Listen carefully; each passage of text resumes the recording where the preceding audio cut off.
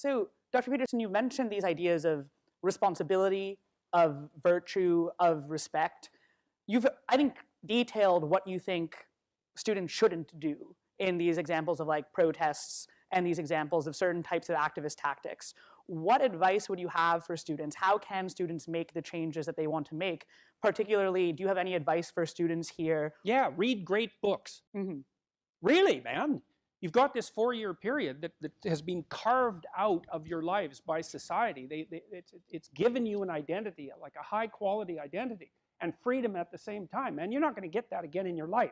You've got a respectable identity, university student, and complete freedom associated with that, or as near as you're ever going to get. And you've got these unbelievable libraries that are full of the writings of people who are intelligent and articulate beyond comprehension. And you know, and you can go there and you can learn all this. And you might think, well, why should you learn it? Well, you learn it to get a job, or you learn it to get good grades, or you learn it to get a degree, and that's all nonsense.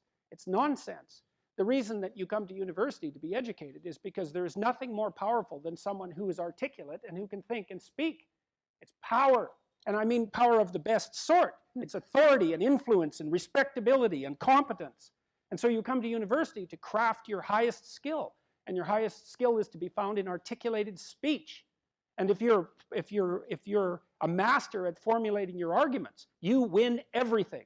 And better than that, when you win everything, everyone around you wins too. Because to transform yourself into, let's consider your transformation into something approximating the logos. It means you shine a light on the whole world. Well, there's nothing more exciting to do than that. There's nothing better you can possibly do. And to think that you're coming to university to be, you know, trained to have a job, it's like, great, that's a hell of a lot better than being unemployed and covered with Cheeto dust while you're snacking away in front of your video game in the basement. But it's not a, and I don't have anything against video games, by the way, but but it's hardly a triumphant call to being in the world, and that's what university should be calling forth. It's like, God, you people, you know, I know what Harvard students are like. I taught here for 5 years. You people are spectacular. You're spectacular. You're all capable of being world beaters. You transform yourself into something that's articulated and sensible and grounded in history and knowledgeable and wise, man. You can do anything you want, and hopefully anything you want for good. Because if you have any sense, everything you want to do would be for the good, because there's nothing more compelling or meaningful or useful in combating the tragedy of life than to struggle with all your soul on behalf of the good. And the universities have forgotten that. It's why everyone's bailing out of the humanities, and they should. The humanities are corrupt. And they're corrupt because they're not telling students this. It's so bloody obvious. It's like, learn to think, learn to speak, learn to read. It makes you a superpower, an individual superpower. You have and I don't understand why that isn't just told to students. It's not that hard to understand, and everyone wants to hear it. It's like, really, I could do that? I could do that? It's like, yeah, really, you could do that. And the whole society around you has labored for really thousands of years to provide every single one of you with this spectacular opportunity that you have while you're undergraduates and graduate students here, man. Everyone's just praying that you would come here and manifest everything that you could manifest. And that's what you should be doing, instead of waving placards and complaining about how you're oppressed, for God's sake. You see these Yale students complaining about their oppression. It just leaves me aghast. It's like, well, we're against the ruling class. It's like, no, no, no, you're baby ruling class members. You're young.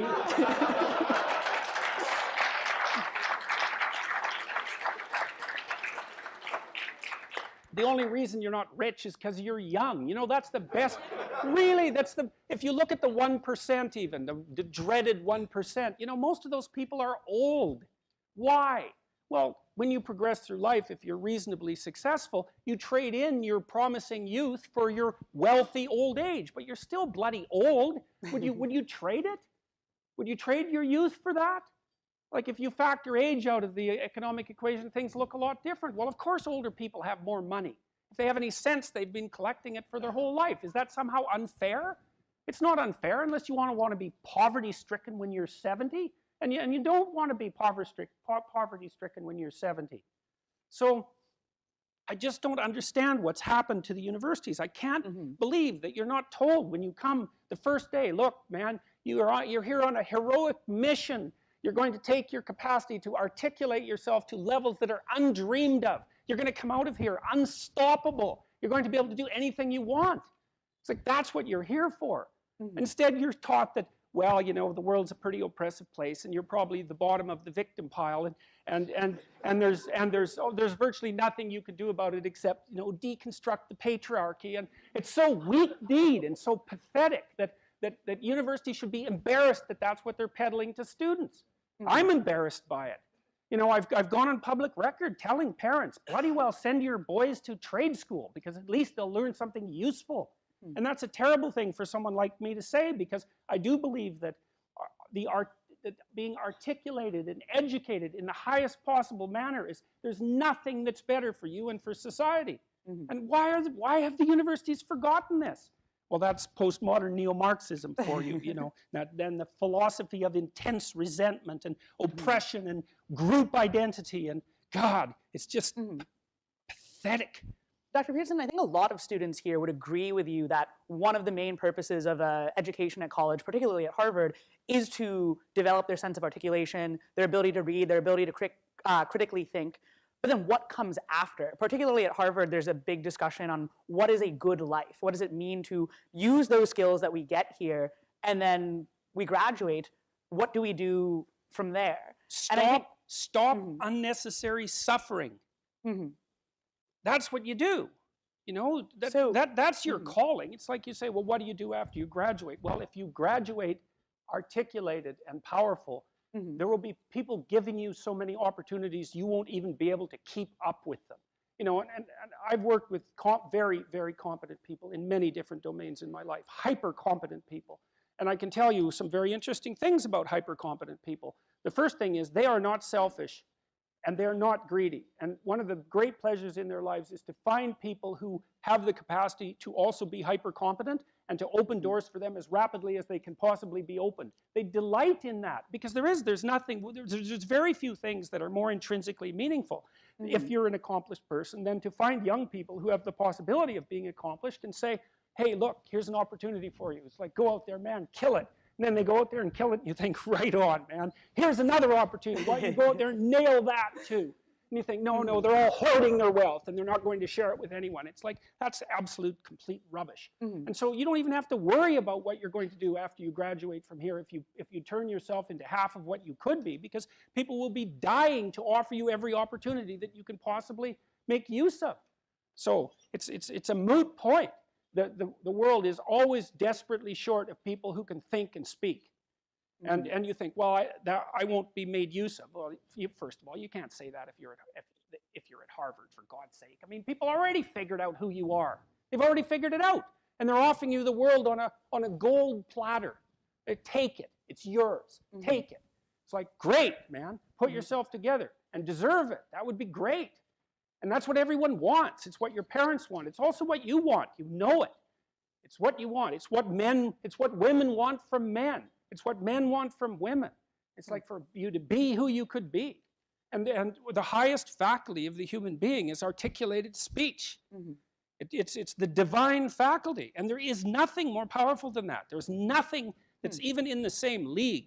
And so if you don't have faith in that, then your priorities are misplaced. And I can't even understand why you wouldn't have faith in that being, say, Harvard students, because look where it's got you already.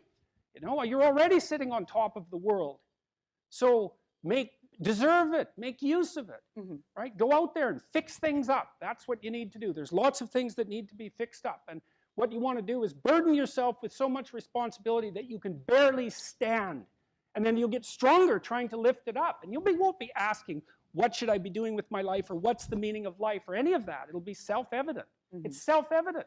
At minimum, you can say, there's more suffering in the world than there should be, and I could probably do something about that. And you can do something about that. So go do something about it. And then there'll be less suffering in the world. And then when you're 80, you can look back on your life and say, well, you know, there's less suffering in the world than there would have been had I known it existed. And you don't have to even have a sense of ultimate destiny, or even any sort of theistic belief to regard that as a positive good.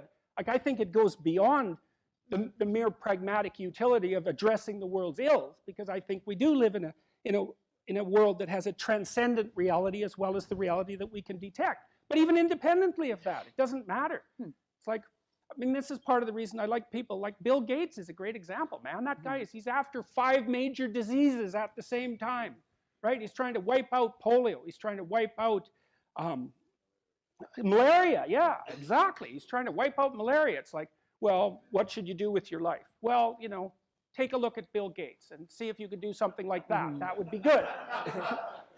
A lot of students, I think, accept that premise and view what they're doing as trying to eliminate or reduce unnecessary suffering, and they see activism or other forms of direct service as fulfilling that goal. Do you simply disagree with like the content of what they think, the tactic that they are using to end unnecessary suffering, or do you think that their motives or their intentions are not even the same as yours?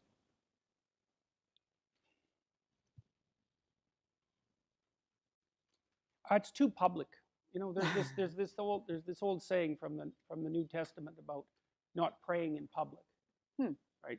And the idea is that if you're going to commune for the higher good, you should do it in private, because otherwise you're warping your ethic in some sense by demonstrating how virtuous you are to the world. It's like, you know, you go out there with a stick and a sign on it that says, "I'm against poverty." It's like, yeah, no kidding, man. Really.